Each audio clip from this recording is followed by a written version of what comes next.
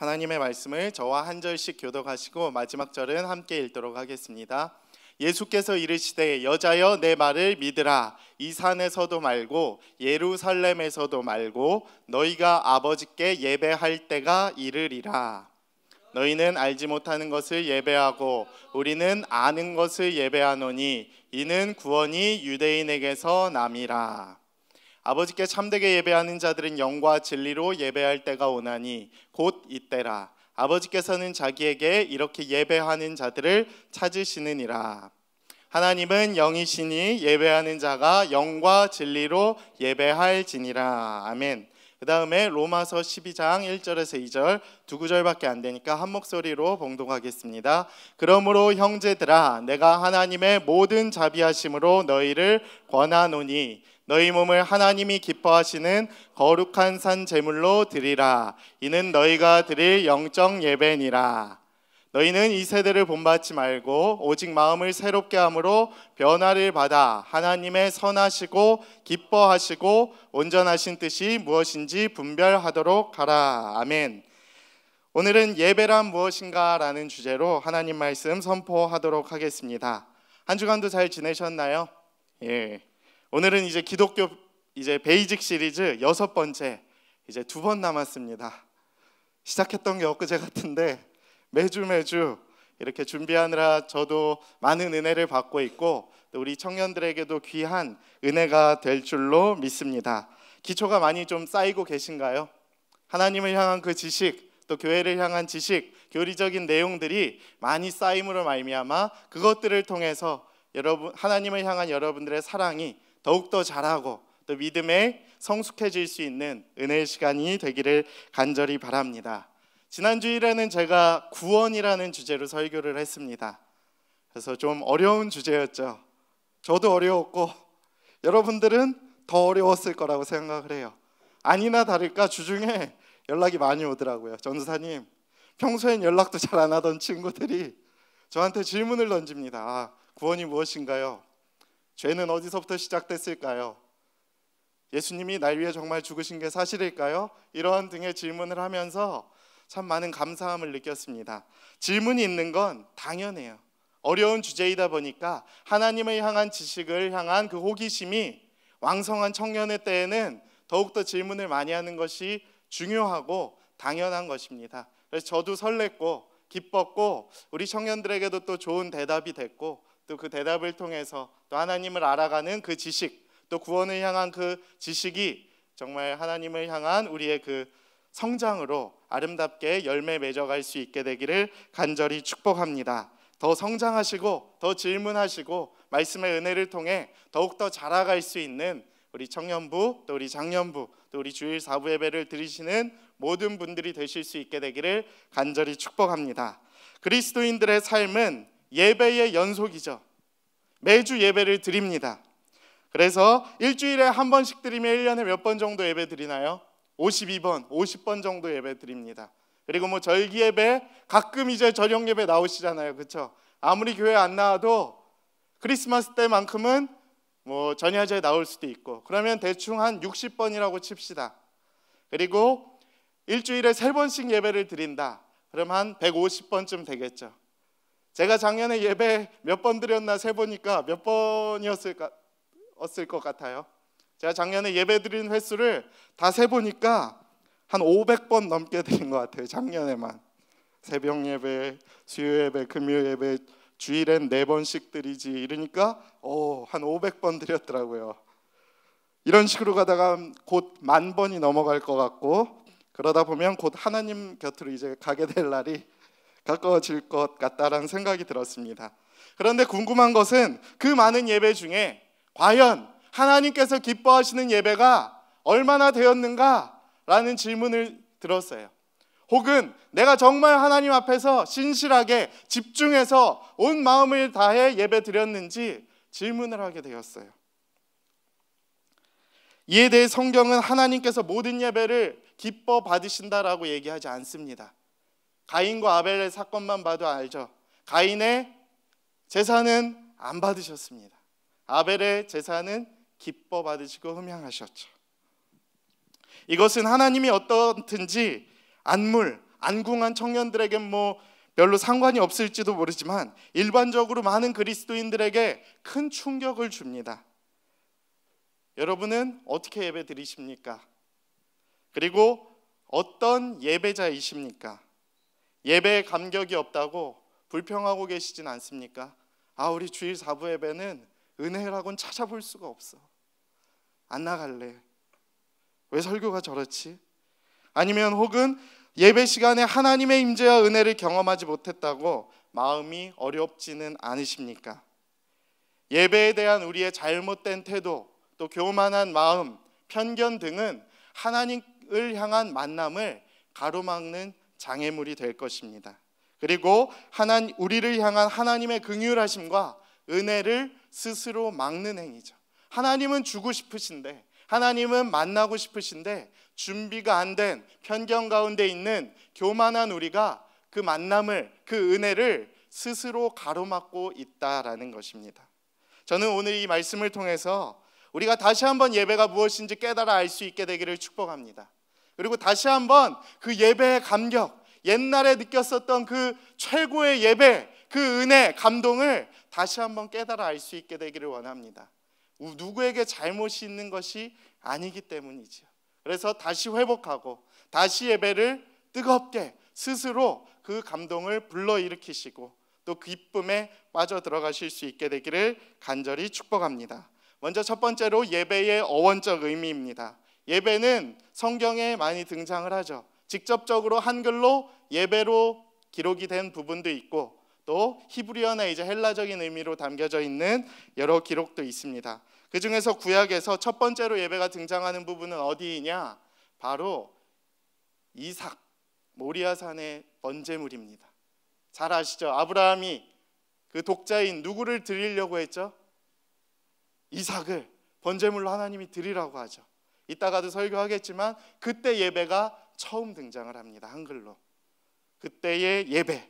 그래서 구약에는 아바드, 사하라는 의미가 이제 그때 등장이 됩니다. 그래서 봉사하다, 섬기다, 그리고 엎드리다, 굴복하다의 의미로 기록이 되어 있습니다. 신약에서도 비슷한 의미죠. 절하다, 엎드리다, 하나님을 섬기다. 이것이 현대로 와서는 워십이라는 단어로 이제 통용이 되고 있습니다. 가끔은 서비스라고도 하죠. 봉사하다, 섬기다, 하나님을 그와 같이 섬기고 또 세상을 섬기는 행위를 예배로 지칭을 하기 시작하는 것입니다. 그러면 우리는 이제 계속해서 예배를 더 알아갈 텐데, 예배를 알기 전에 먼저 예배가 아닌 것을 먼저 알면은 예배를 더 잘 알 수 있지 않을까라는 생각을 해봤습니다. 두 번째, 그래서 헛되고 잘못된 예배는 어떤 예배일까요? 첫 번째로 예수 그리스도를 통해 베푸신 구원의 은총, 감사, 감격이 있어야 예배인데 그것이 없는 예배는 헛된 예배라는 것입니다. 감사해서 나와야 함에도 불구하고 다른 의도를 갖고 나오는 경우들이 있다라는 것이죠. 하나님께 뭔가 얻기 위해서 달라 계속 달라라고 외치기만 하는 그러한 예배, 잘못된 동기, 이 예배 가운데 혹시 그 사람을 만나기 위해서 나온 것은 아닌지 라는 의도들이 있을 수도 있죠. 불순한 의도, 두 마음으로 드리는 예배, 하나님을 향한 집중이 있어야 함에도 불구하고 다른 사람, 교제 혹은 누군가에게 잘 보이기 위한 예배는 하나님이 받지 않는 헛되고 잘못된 예배라는 것입니다. 그러면 예배는 무엇이겠습니까? 우리 목사님께서는 예배를 the first and the best라고 표현을 했어요. 가장 먼저, 가장 최고의 것이 예배라는 것이에요. 우리의 모든 것들, 모든 상처, 아픔, 모든 그 질문들이 해결될 수 있는 치유의 좋은 프로그램이 바로 예배라는 것입니다. 15년 동안을 상담을 해보고 치유를 해보고 나름대로 정신적으로 고쳐보고 이렇게 신방을 해보았지만 예배만큼 좋은 회복의 프로그램이 없더라라는 결론을 내리셨다라고 합니다. 예배하면은 많은 사람들이 이런 정의를 하죠. 많은 신학자들과 목회자분들이 이제 예배란 무엇인가에 대해서 한 줄로 이렇게 정의를 내립니다. 제가 그래서 그것들을 많이 살펴봤는데, 공통되는 단어가 등장을 합니다. 바로 첫 번째는 만남이에요. 만남. 누구와의 만남이겠습니까? 저와 여러분의 만남이겠습니까? 아니죠. 여러분과 하나님과의 만남이 있는 것이 바로 예배라는 것입니다. 여러분은 교회에 누굴 만나러 오십니까?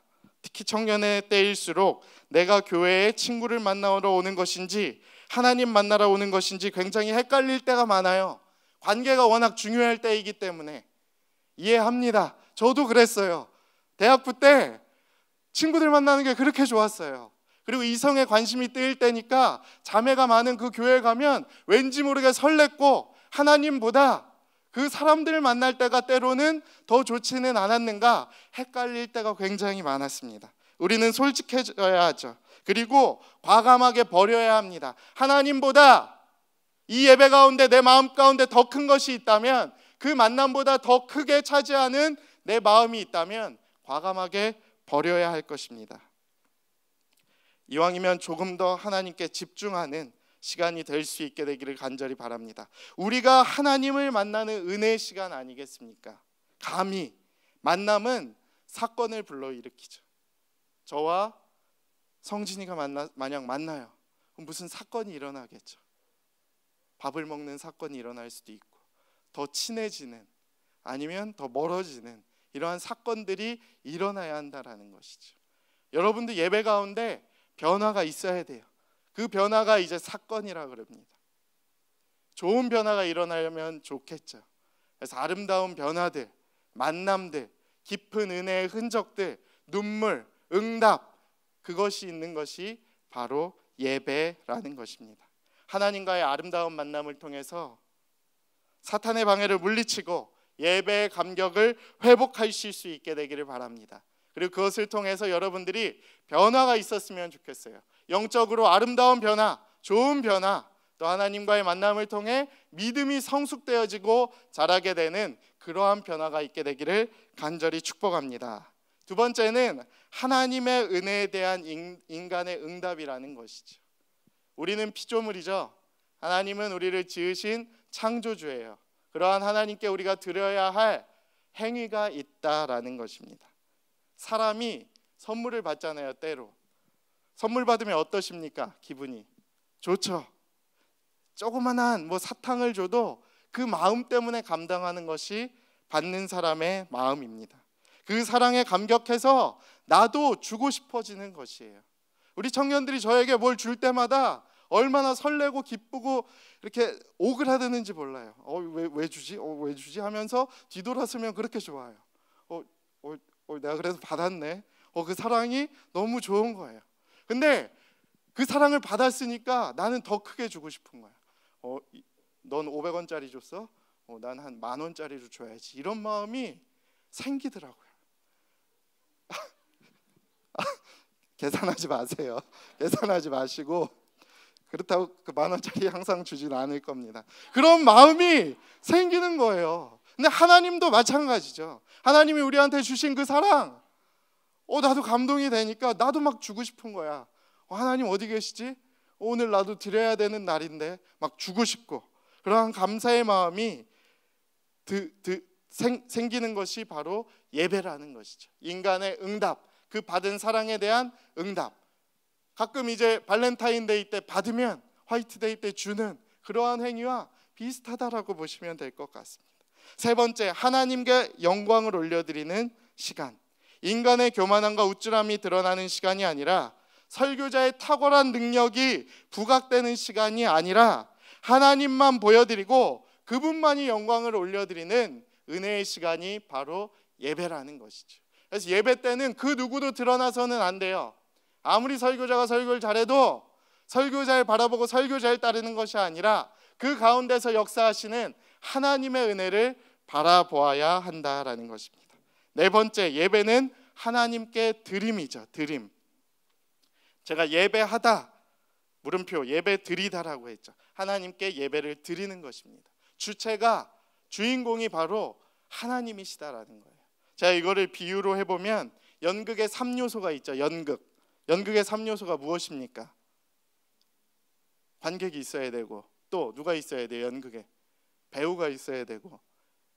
하나 몰랐는데 찾아보니까 희곡이라 그러더라고요. 전 근데 이걸 감독이라고 표현하겠습니다. 연극에 감독, 배우, 배우가 있어요. 배우. 이걸 예배에 비유를 해봅시다. 예배에는 예배 드리는 사람이 있고 하나님이 계시고, 그리고 무엇이 있죠? 예배를 기획하는 감독이 있을 수도 있겠죠. 여러분은 어디에 해당하십니까? 배우입니까? 감독입니까? 관객입니까? 어디이십니까? 어디인 것 같아요? 예배 드릴 때 난 관객이다. 많은 분들이 관객이라고 착각을 하더라고요. 나는 예배를 받는 사람이다. 설교 듣는 행위 때문에 난 예배를 받는 사람이라고 착각을 하기 쉬워요. 근데 설교자는 그냥 감독, 희곡에 불과해요. 하나님께서 준비하신 그 말씀을 전달하는 사람에 불과합니다. 그냥 기획해 놓은 사람에 불과해요. 근데 받으시는 분은 누구시냐? 여러분이 아니라 하나님이신 거죠. 배우는 누구겠습니까? 여러분이에요. 제가 아니고 하나님이 아니시고 바로 여러분이 배우이란 것입니다. 배우는 무엇을 해야 됩니까? 연극을 해야겠죠. 예배로 하면 예배자는 예배를 드려야 하는 것입니다. 그리고 그 예배를 받는 분이 하나님이시라는 거예요. 많은 사람들이 착각을 해요. 자기가 예배를 받는 분이구나, 앉아 있으면 되겠구나, 설교 들어주면 되겠구나라고 착각을 하지만 결코 그렇지 않습니다. 예배의 주인공은 하나님이시죠. 그 하나님께 예배를 올려드리고 보여드리고 하나님께 감사의 영광을 올려드리는 그 행위를 하는 것이 배우인 우리가 해야 하는 역할인 것입니다. 그래서 여러분은 예배자인 것이에요. 여러분은 예배를 받는 사람이 아니라 예배를 하나님께 올려드리는 사람이 되어야 하는 것입니다. 복을 받기 위해 드리는 예배가 아니라 그분께 감사와 영광을 올려드리는 예배를 하나님께 올려드려야만 합니다. 우리를 구원하시기 위해 예수 그리스도께서 십자가에서 자기를 내어주셨죠. 그러므로 우리는 그 사랑을 향한 우리의 응답을 하나님께 올려드려야만 하는 것입니다. 그 행위가 바로 예배인 것입니다. 다시 정리해 봅시다. 예배는 예수 그리스도의 구속 사건에서 나타난 하나님의 사랑과 그 은혜에 대한 인간의 응답으로서 최상의 가치와 영광을 올려드리는 행위이자 하나님과의 만남인 것입니다. 예배는 장소, 시간, 대상, 형식을 뛰어넘습니다. 불문합니다. 어디서든지 관계없이, 장소가 어디든 관계없이 예배가 가능하죠.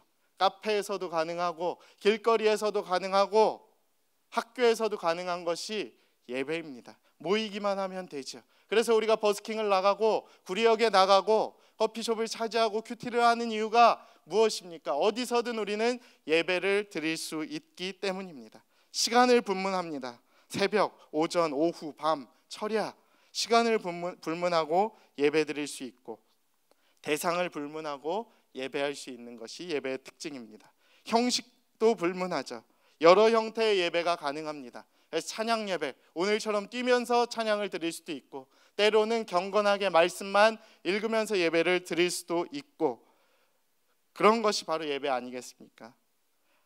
예배가 없는 곳에서 예배를 세워가시는 예배자가 되시기를 축복합니다. 어떤 상황에서도 예배할 수 있는 예배자가 되시기를 축복합니다. 예배의 감격과 맛이 있죠. 어느 곳에든지 예배를 세우고자 하는 그 맛에, 은혜에 빠져들 수 있는 우리 청년부들이 될 수 있게 되기를 간절히 바랍니다. 담대하게 거침없이 예배를 드리십시오. 그래서 말레이시아에서도 우리 전 지역에서도 예배를 세워가실 수 있는 우리 청년부가 될 수 있게 되기를 간절히 축복합니다. 네 번째는 우리가 예배 드려야 하는 이유에 대해서도 우리는 생각을 해봐야 합니다. 예배가 이제 무엇인지 알았는데 그럼 우리는 왜 예배를 드려야 합니까? 바로 첫 번째로 하나님께서는 우리 예배를 통해서 영광을 받으시고 기뻐하시는 분이시기 때문입니다. 우리는 하나님께 예배를 드리기 위해 지음을 받은 자들이죠. 예배하는 것이 당연한 것이에요. 그렇기 때문에 그게 익숙하고 그것이 자연스러운 것입니다. 그것이 우리가 예배 드려야 할 이유 중에 하나인 것입니다. 그리고 두 번째로는 우리를 지으신 하나님께서 우리와 친밀해지시길 원하세요. 사람하고 친해지려면 어떻게 해야 되죠? 만나야 되죠. 여러분과 저와 안 친하다고 생각하십니까? 아직 만남이 없어서 그래요. 저랑 밥 한 끼라도 해보시면 친해지죠. 그래서 청년부 많은 친구들이 있지만 저랑 밥 한 끼라도 먹어본 애들은 뭔가 가까워. 근데 뭔가 어색한 친구들은 교류가 전혀 없었던 것이죠. 하나님과 우리와의 관계도 마찬가지입니다. 자주 만나고 자주 먹고 자주 뒹굴고 서로의 마음을 열어갈 때에 서로가 친해질 수 있는 것입니다. 그럴 때 마음이 열리고 이야기를 털어놓을 수 있는 관계가 되는 것이 하나님과 우리와의 관계가 될 것입니다. 그것이 예배입니다. 그렇기 때문에 우리는 예배를 드려야 하죠. 하나님과 가까워지기 위해서. 세 번째는 하나님께서는 예배를 통해서 우리를 변화시키시고 복주시길 원하시는 분이세요. 하나님은 우리가 행복해지길 원하시죠. 그리고 우리가 하나님께 예배하길 원하시는 분이십니다. 우리가 행복해지길 원하시는 그분의 은혜를 누리십시오. 예배 가운데 구하시고 예배 가운데 허락하시는 하나님의 은혜를 경험할 때에 하나님과의 그 만남의 이유가 더욱 소중해질 줄로 믿습니다. 다섯 번째는 하나님께서 기뻐 받으시는 예배입니다. 우리 요한복음 4장 21절에서 24절까지의 말씀 함께 읽도록 하겠습니다. 예수께서 이르시되 여자여 내 말을 믿으라. 이 산에서도 말고 예루살렘에서도 말고 너희가 아버지께 예배할 때가 이르리라. 너희는 알지 못하는 것을 예배하고 우리는 아는 것을 예배하노니 이는 구원이 유대인에게서 남이라. 참되게 예배하는 자들은 영과 진리로 예배할 때가 오나니 곧 이때라. 아버지께서는 자기에게 이렇게 예배하는 자들을 찾으시니라. 하나님은 영이시니 예배하는 자가 영과 진리로 예배할지니라. 아멘. 하나님께서 기뻐 받으시는 예배에는 특징이 있어요. 영과 진리로 예배하는 것을 기뻐하십니다. 근데 영은 어떤 영으로 예배를 드리냐? 성령의 도우심으로 말미암아 예배를 드리시는 거예요. 우리의 힘으로는 온전히 예배에 잠길 수가 없을 수 있기 때문입니다. 어떤 청년들은 질문을 던질 수 있어요. 예배 가운데 은혜가 없다. 나 혼자는 힘들다. 감격이 없다. 도우심을 구하시면 됩니다. 성령께서 도와주실 것입니다. 성령으로 아니하고는 누구든지 예수를 주라 고백할 수 없듯이 우리의 예배도 마찬가지예요. 성령께서 깨닫게 해주실 때에 그 도우심으로 말미암아 우리를 예배의 존전으로 이끌어 주실 수 있는 것입니다. 그분의 도우심이 필요한 것입니다. 때로는 성령의 도우심을 구해야 돼요. 우리의 힘으로는 할 수 없기 때문입니다. 그 다음에는 말씀의 진리, 말씀의 은혜에 잠기는 그러한 예배를 기뻐하신다라는 것입니다. 네 번째는 거룩한 산제사인 삶의 예배를 기뻐하시는데 로마서 12장 1절에서 2절 함께 봉독하겠습니다. 형제 자매 여러분, 그러므로 나는 하나님의 자비하심을 힘입어 여러분에게 권합니다. 여러분의 몸을 하나님께서 기뻐하실 거룩한 산제물로 드리십시오. 이것이 여러분이 드릴 합당한 예배입니다. 여러분은 이 시대의 풍조를 본받지 말고 마음을 새롭게 함으로 변화를 받아서 하나님의 선하시고 기뻐하시고 완전하신 뜻이 무엇인지를 분별하도록 하십시오. 아멘. 이건 이런 뜻입니다. 구약에서는 제사를 많이 드렸죠. 그래서 피를 항상 봤어요. 동물을 죽임으로 말미암아 그 피로 하나님께서 예배를 받으셨죠. 근데 예수님이 오시고 단박에 들어가심으로 말미암아 그 모든 피를 씻김심으로 그 제사가 없어지고 새 언약의 예배가 시작이 되었습니다. 그 예배를 드리는 우리들에게 어떻게 예배하라고 알려주고 계신 말씀이 오늘 본문 말씀입니다. 여러분의 몸을 하나님께서 기뻐하실 거룩한 산제물로 드리라는 거예요. 산제물이 무엇입니까? 대조적으로 하면 죽은 제물도 있다라는 거예요. 죽은 제물은 언제 드리는 예배였습니까? 구약시대에 염소, 소, 양, 비둘기 등을 통해서 걔네를 죽임으로 말미암아 걔네의 피로써 그 안수를 전가함으로, 죄의 전가로 말미암아 하나님께서 예배를 받으셨던 것이에요. 근데 그 이후에 우리의 삶은 어떠냐? 산 제물로 우리의 몸을 드려버리라는 거예요. 예전에는 걔네들한테 우리의 죄를 전가시켰어요. 죄를 보내고 걔를 죽이고 그 피로 말미암아 예배를 받으셨죠. 깨끗함을, 거룩한 것을 좋아하시는 하나님이시기 때문에. 근데 이제는 시대가 바뀌어서 우리의 몸으로 산제물을 드려야만 하는 것입니다. 우리의 몸을 대신하지 않고는 대신할 그 전가될 제물이 없기 때문이죠. 그래서 여러분의 몸을 산제물로 예배로 올려드려야만 하는 것입니다. 이것이 여러분이 드릴 합당한 예배라고 이야기하는 것입니다. 그리스도인이 자신의 삶 전체를 하나님께 바치는 것, 그것이 산제물의 예배이겠죠. 우리의 삶을 하나님께 완전히 다 올려버리는 것이 거룩한 산제물로 드리는 영적 예배 아니겠습니까? 교회에서의 예배와 세상에서의 삶이 일치할 때 비로소 거룩한 산제사, 영적 예배가 시작되는 것입니다. 거룩한 것, 그래서 우리의 모든 것, 전인격적인 것들을 하나님께 올려드려 버리십시오. 그래서 이 자리에서 예배할 때나 이 예배당을 떠나서 여러분의 삶 가운데에서도, 일상 가운데서도 예배함으로 말미암아 여러분의 모든 것을 하나님께 거룩한 산제물로 올려드리실 수 있게 되기를 원합니다. 그때의 예배가 비로소 완성이 되는 것이죠. 그게 하나님께서 원하시는 영적 예배라는 것입니다. 여러분의 삶을 거룩한 산제물로 드리십시오. 삶의 모든 순간순간마다 하나님께 예배하실 수 있게 되기를 원합니다. 빨간불 예배라고 하나요? 신호등에서 빨간불이 될 때마다 멈추죠. 그때라도 기도하라라는 거예요. 식전 기도보다 더 짧은 그 찰나 아니겠습니까? 그때조차도 하나님께 기도하고 예배하는 삶을 살아간다면 그 일상은 얼마나 하나님으로 가득한 삶이 되겠습니까? 모든 것을 하나님께 질문하고, 여러분이 일할 때도 예배하는 겁니다. 많은 청년들이 오해하고 있어요. 목회자, 내가 세상에 살기 때문에 이렇게 예배를 못해 라고 목회자들을 이렇게 동경하는 말들을 가끔 합니다. 근데 제가 대답을 해드리겠습니다. 저라고 저의 모든 삶이, 저의 모든 전인격이 거룩한 산제물로 드려지고 있겠습니까? 목회자이기 때문이 아니에요.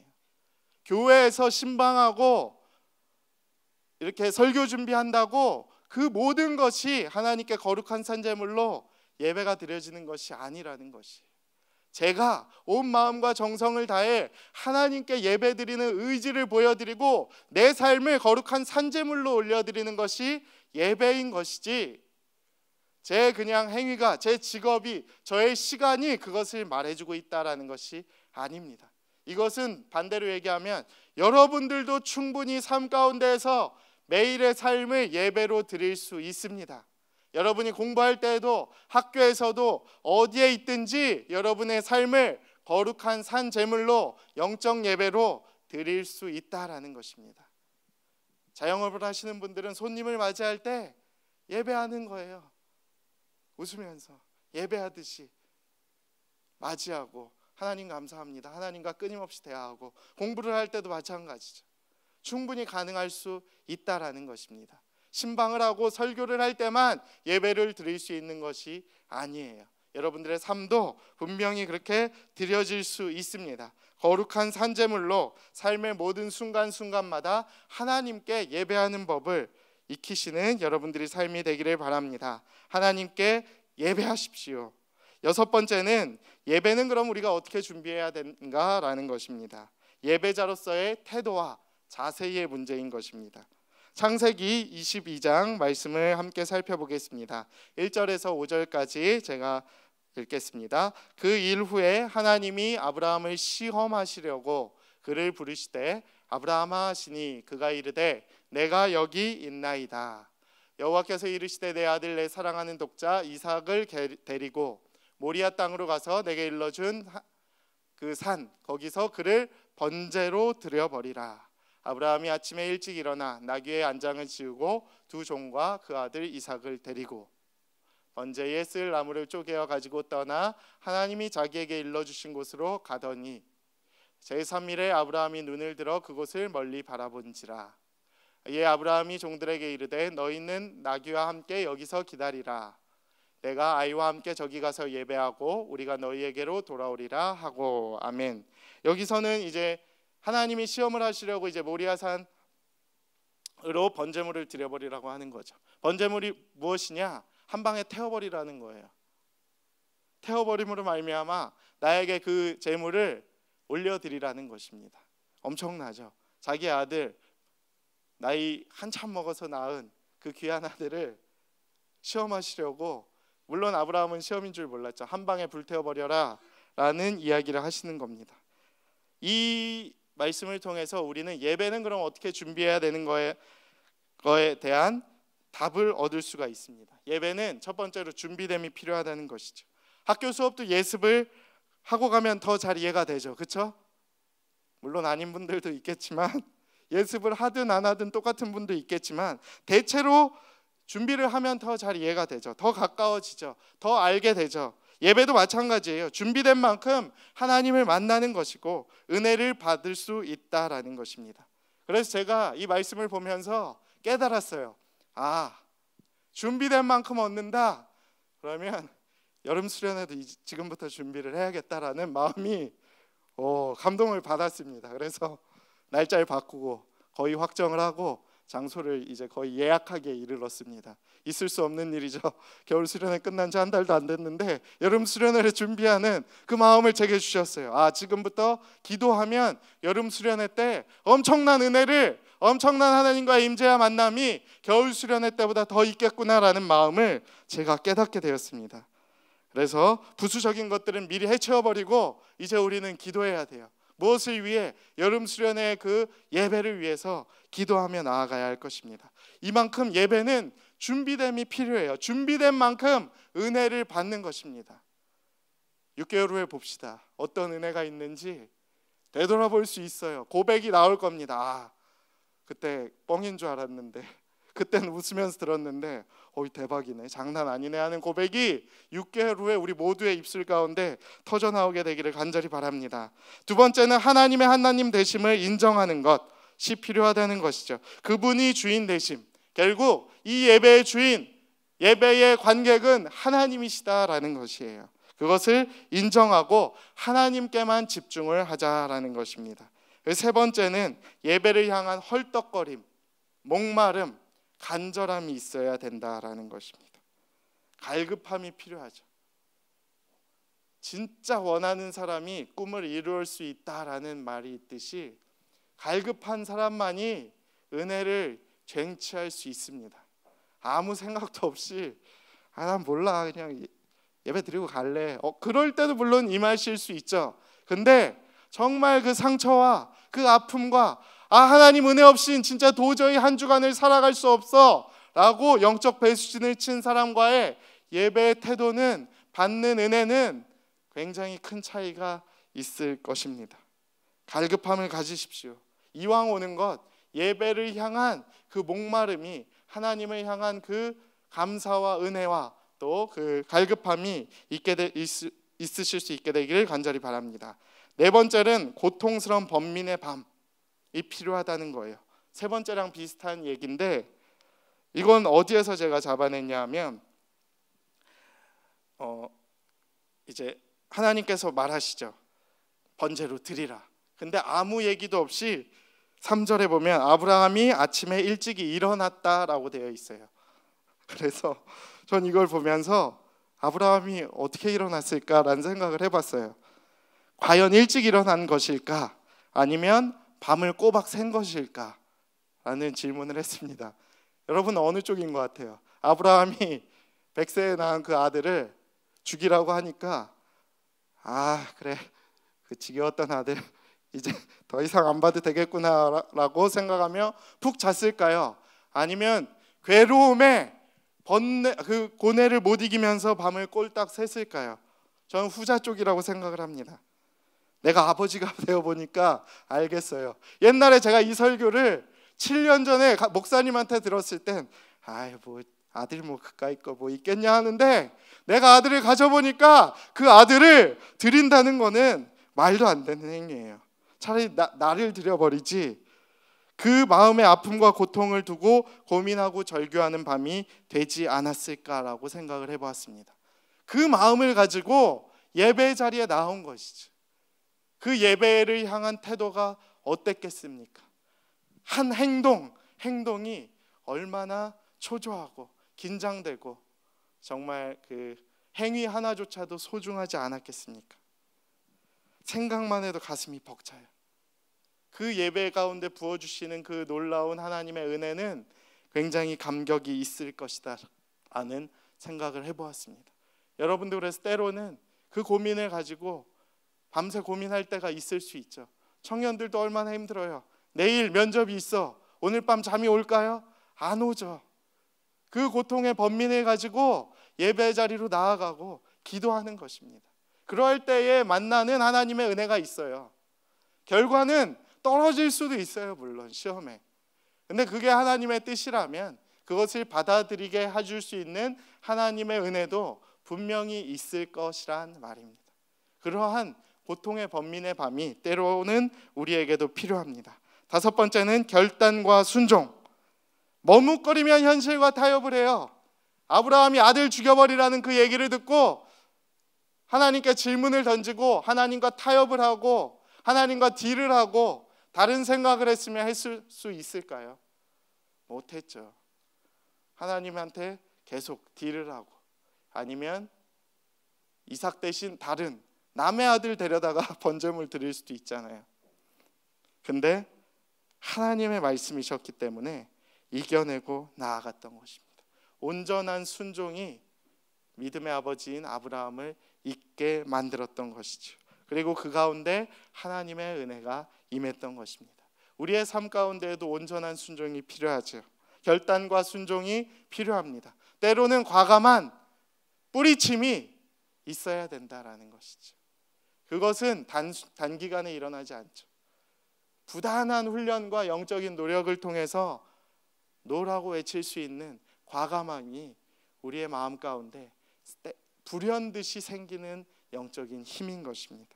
그래서 그것을 위해서 부단히 노력을 하십시오.